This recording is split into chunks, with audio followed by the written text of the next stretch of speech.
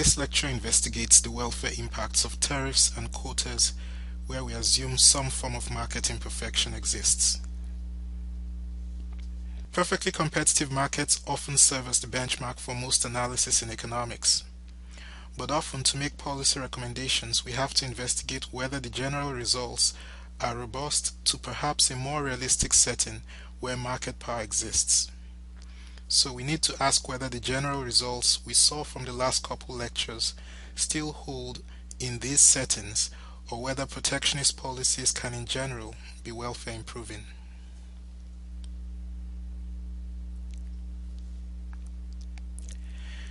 In this lecture, we shall investigate the following scenarios: where the good is produced in the home country under monopoly conditions, where the imports into the home country are coming from a foreign monopoly, and finally the case where the production environment for an infant industry is characterized by asymmetric information and technology spillovers.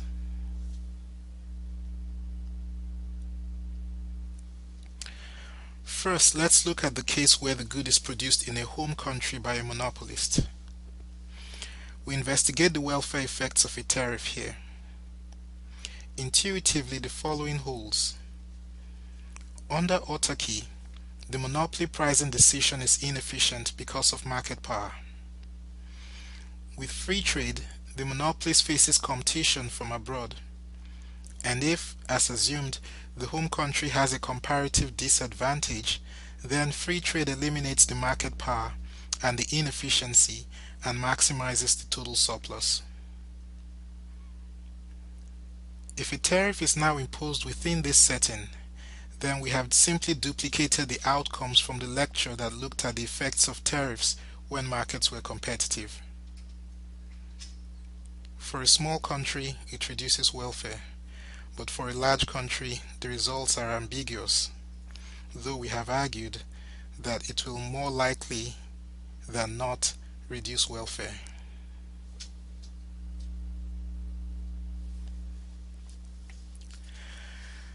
The tariff effect is depicted here for the small country. I have not bothered to show the outcomes under autarky. You have already seen this in our lecture on the new trade theory. The important thing to note here is that under free trade, the world price is at PW, well below the price the monopolist would have charged under autarky.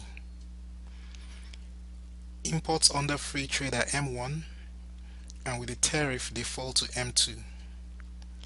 Again, the analytics follow as before.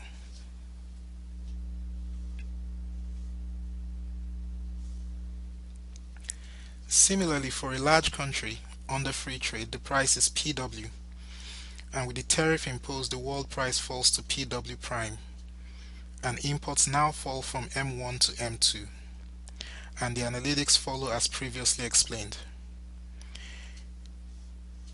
In general then, whether or not the home market is perfectly competitive or not, the imposition of a tariff results in the same qualitative outcome, that more than likely is a reduction in the welfare of the home country.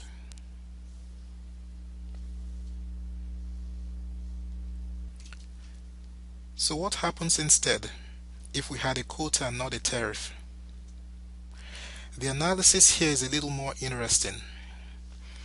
Starting out from the status quo of free trade, a quota restores market power for the monopolist, because once the quota has been met, the monopolist becomes the sole supplier. Thus, we have a bigger deadweight loss both from having the quota in place and from the restoring of market power and inefficient monopoly pricing. The result is that the economy is worse off than under free trade.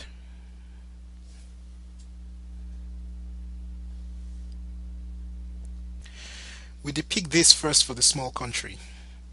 The quota as shown in the global market that restricts imports to M2 effectively shifts the demand curve the monopoly faces from D to D prime, the horizontal distance being the amount of the quota. The monopolist then chooses the much lower output that maximizes her profits consistent with this new demand curve and charges a price PQ.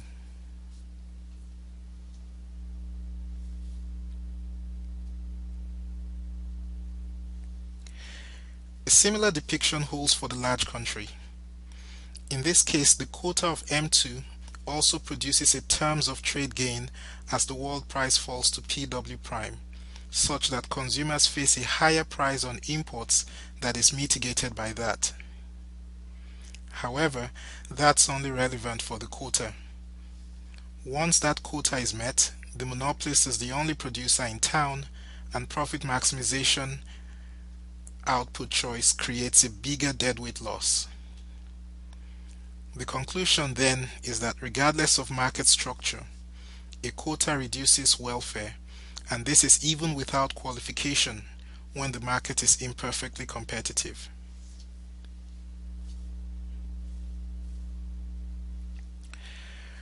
We now turn our attention to the case of the foreign exporter to the home country being a foreign monopoly. Monopolists are often able to price discriminate, where they are able to segment the market and price their products in each segment such that it extracts maximum willingness to pay from consumers in each segment. If the home country faces such price discrimination, such that it hurts its import competing firms, would protectionist policy be strategic in that it leads to a welfare gain for the home country? We investigate this next in the context of a price discriminating scenario involving dumping.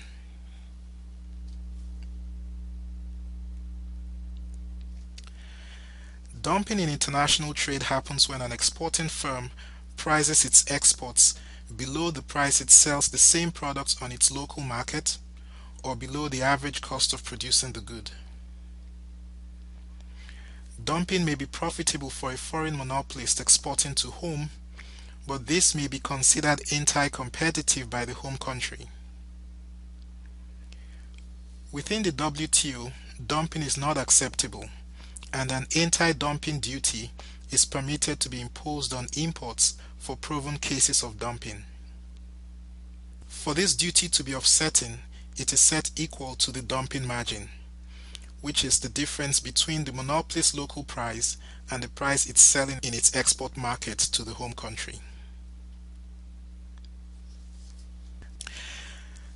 Dumping can be profitable for the monopolist, as depicted here.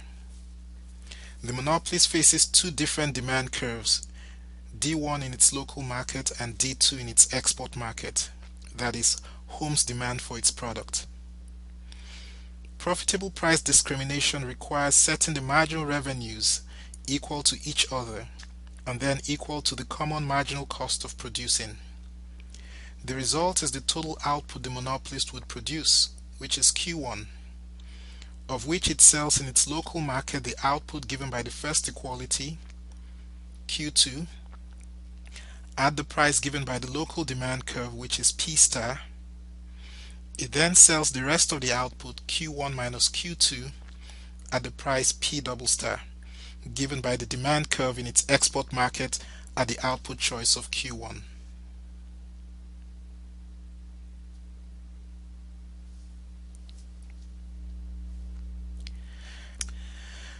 Let us consider an illustration next. A profit-maximizing foreign monopolist sets her marginal revenues across her local and foreign markets equal to her common marginal cost of producing, and determines that her total output will be 75,000 units, of which 50,000 will be sold locally and the remaining 25,000 will be exported to home. Her average cost of producing is $10 per unit, and her profit maximizing calculus, given the respective local and home demand curves, produce per unit prices of $11.50 and $10.50 respectively. The monopolist is in effect dumping her product in home's market due to this price differential.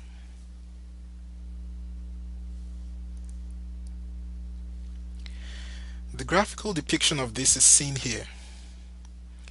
D1 is the local demand curve and D2 is home's demand curve. Correspondingly, MR1 and MR2 are the local and home marginal revenue functions. Equating both marginal revenue functions to the marginal cost function occurs at the output level of 75,000 units. and the local supply is 50,000 and exports comprise the remaining 25,000 to whom? The price the monopolist charges in both its local market and in its exports to whom are given by tracing up from these output levels to the demand curves. It charges $11.50 in its local market, but a lower price of $10.50 in its export market to whom?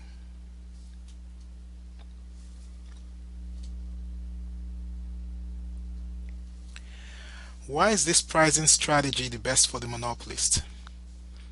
Well, as computed, the monopolist earns revenues from two different markets, the sum of which is $837,500, while facing a total cost at that output level of $750,000.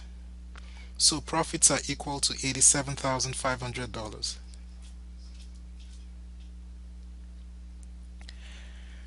Could the monopolist have done better without having to lower prices in its export market? No. If the monopolist charged $11.50 in its export market, home demand drops to zero at that price, so it obtains zero revenues from doing so.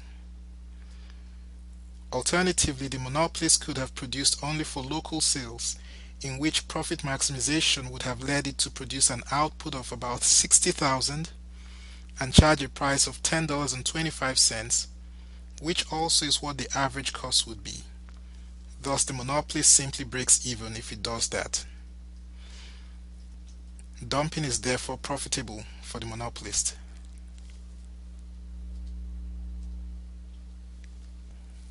As assumed, the foreign monopolist is the only supplier to whom, and there are no domestic firms, only perhaps would-be domestic entrants. Dumping may therefore make it expensive for such potential domestic producers to enter the market to produce. However, dumping allows home's consumers cheaper imports of the product than otherwise. To motivate the effect of a tariff, or in this case an anti-dumping duty, we assume that these would-be entrants lobby the government for protection, so that they are now able to produce domestically at a higher price. Such a duty is usually set equal to the dumping margin, which is $1. This in effect raises the price of imports to $11.50 if home is a small country. In our example, clearly if this is the price that home's producers can enter the industry to produce at, it's clear that there will be no production since demand drops to zero at that price. Home is therefore worse off as imports drop to zero and there are no tariff revenues, so the loss is all of consumer surplus. If we however had a different illustration where demand was reduced but not to zero, the foreign monopolist would simply try to avoid the tariff by raising its export price so that there are no revenues to home from the duties but still a loss in consumer surplus. What is not certain though is whether home is worse off in this instance, especially since we have to ask even more fundamentally whether it's rational for the monopolist to pass on the entire tax in its export price. So let's look at a modified illustration to investigate this. We focus here on the export market and make modified assumptions to keep the analysis tractable. So let's suppose the price the foreign monopolist charges in her local market is $11.50, but in her export market to home it's $9 per unit. Assume she exports a quantity of 25,000 units to home at this price and only has variable costs, so that her profit per unit is based off the difference between her price and marginal cost. If we assume she has a marginal cost at that output level of $5 per unit, then profit is $100,000 as computed. This is depicted in the graph form on this slide. Note that I'm focusing here alone on the export market for the foreign monopolist. Now, let us assume that the home country that imports these quantities imposes an anti-dumping duty, that is, a tariff to counter this dumping, equal to the dumping margin, that is $11.50 minus $9, which is $2.50 per unit. This raises the foreign monopolist's marginal cost by $2.50 on every unit. The monopolist re-optimizes based off this new marginal cost and chooses instead to charge a price of $10 on its exports to home and exports 17,000, which the market will permit at that price.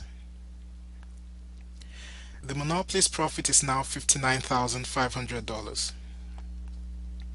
What has happened here is that the monopolist has in effect absorbed some part of the tariff, $1.50 out of the $2.50 tariff, and has passed on only $1 to homes consumers by raising prices from $9 to $10. Interestingly, this decision is the best situation for the monopolist if she must pay the tariffs on her exports. If she tried to pass on the entire tariff and raise prices to $11.50, then her profit from doing so falls to $29,500. It is therefore rational for the monopolist to absorb some of the tariff and pass on only $1 of the tariff to the consumers in the form of higher prices. We see this depicted on this slide. The effect of the tariff shifts the marginal cost curve up by the amount of the tax. So setting marginal revenue equal to the new marginal cost, that is the marginal cost plus tariff curve, yields an output of 17,000 and a price of $10. Profit calculations and alternative choices as discussed in the previous slide can easily be seen from the graph. The monopolist therefore chooses to absorb some of the tax rather than try to pass it all on. But this is not the end of the story. It does appear that the tariff might be seen to be a welfare improving policy for home. Note that the tariff creates a deadweight loss of $4,000. However, there is a term of trade gain due to the foreign monopolist having absorbed some of the tariff. This is equal to $25,500 and is part of the government tariff revenues of $42,500. Since the term of trade gain exceeds the deadweight loss, then home is better off from having the policy in place. The anti-dumping duty is now seen as a strategic trade policy for home. We do have one more question though, and that is we want to investigate whether this decision by the monopolist is actually optimal. In other words, should the monopolist decide instead to raise the price of its export before the duty is imposed, if it is certain that the duty is going to be imposed otherwise? So let's investigate that scenario. By raising the price of its exports to $11.50, the demand at home drops to 4,250 units, and the marginal cost of producing at that level is $2 per unit. So profit is computed to be equal to $40,375. This is smaller than what the monopolist would obtain by letting the tariff be applied and absorbing part of it. So the policy in this instance is successful as a strategic trade policy for home, as it improves home's welfare.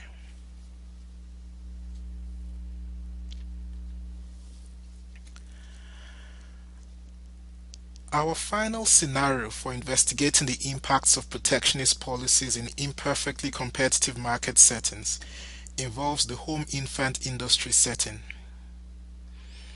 We assume here that facing the possibility of high startup costs and strong foreign competition, where foreign competitors might have already had a first mover advantage and no longer have to worry about startup costs, are pricing their products at prices that these domestic entrants cannot compete with. So the question we ask here is whether a tariff support in the short run can provide long-run net welfare improvements as these domestic entrants eventually get on their feet, are able to compete favorably and produce surpluses from trade. Let's investigate this with an illustration. Thinking about our previous analysis where home had no domestic production for that good. In that case, would-be domestic entrants would be an example of an infant industry in that they can perhaps enter and compete at a price that's not less than $10 for the product. However, if the foreign firm is dumping at a lower price, it effectively keeps them from entering the market. With a tariff or anti-dumping duty, depending on the specific scenario, as it need not be a dumping situation, would this provide protection to allow them to get established and as a result operate at lower average costs so that the tariffs can be removed in the future and they can still compete? That's the question we want to investigate. This is depicted in the graphs on this slide. On the left is the home market situation today, and on the right is the home market of the future.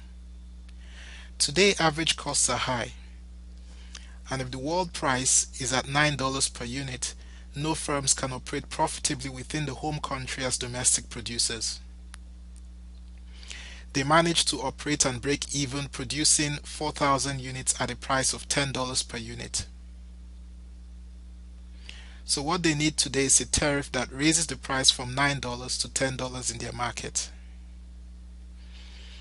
Assuming this is a small country, a tariff of $1 would allow these firms to enter and operate. This policy though creates the usual deadweight loss and results in a welfare loss to home.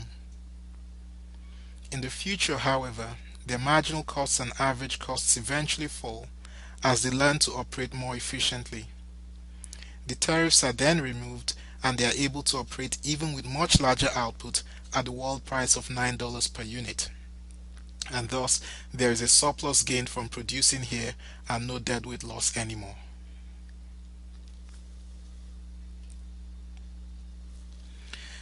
The welfare analytics for this scenario are provided as follows.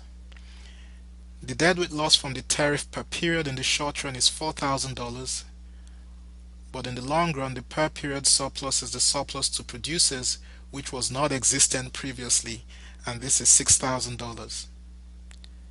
This suggests that the short-term losses can eventually be overcome by the long-term gains and make the country in the long run better off from having had a temporary tariff policy in place. But what exactly is the market imperfection that drives this argument?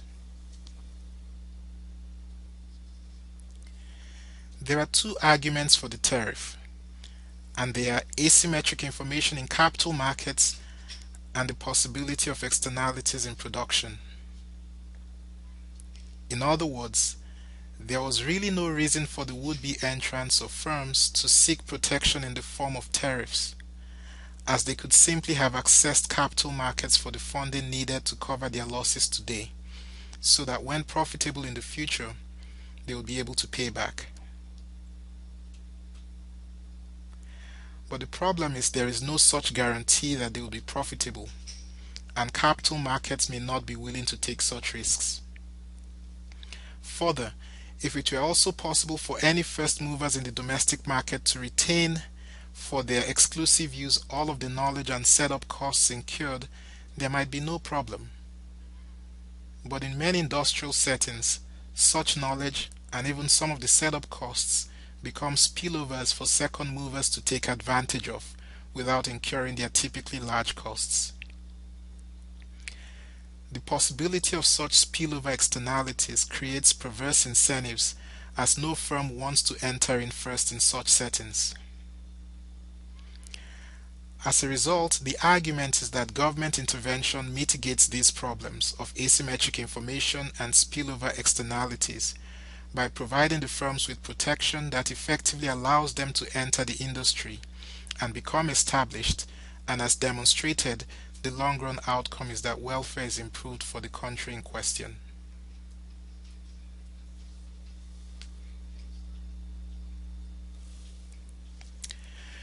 We are now ready to summarize what we have learned and conclude. First, we know that with imperfectly competitive settings, we showed situations where protectionist policies suggest welfare improvements. The foreign monopoly situation where Holmes' tariff is a strategic trade policy, and the infant industry case where in the long run there is net benefit from a short-run imposition of a tariff. It's important to note that these correspond in large part to the legality of an anti-dumping duty and to the existence of the escape clause in the WTO provisions. But second, these outcomes are not necessarily the rule. The welfare effects in these two situations in general are ambiguous. There might be situations where it's optimal for the foreign firm to avoid the tariff altogether, if it was certain to be imposed, by raising its export price to match its local price. There is therefore no terms of trade gain for the importing country, and so in that situation welfare is reduced. Further, with respect to the infant industry arguments for protectionism, the underlying reasons for the market failure are not necessarily removed by the government intervention. Capital markets do not know the future. Well, the government also does not know the future. And finally, there will always be the fact that so long as trade involves imports and exports, that trade partners that face tariffs and other forms of trade barriers that impose costs on them will also retaliate and do similar. This is historically true, and the outcome is that welfare in the aggregate will be reduced. We are now done with this lecture, and our next lecture will have us look at the US experience.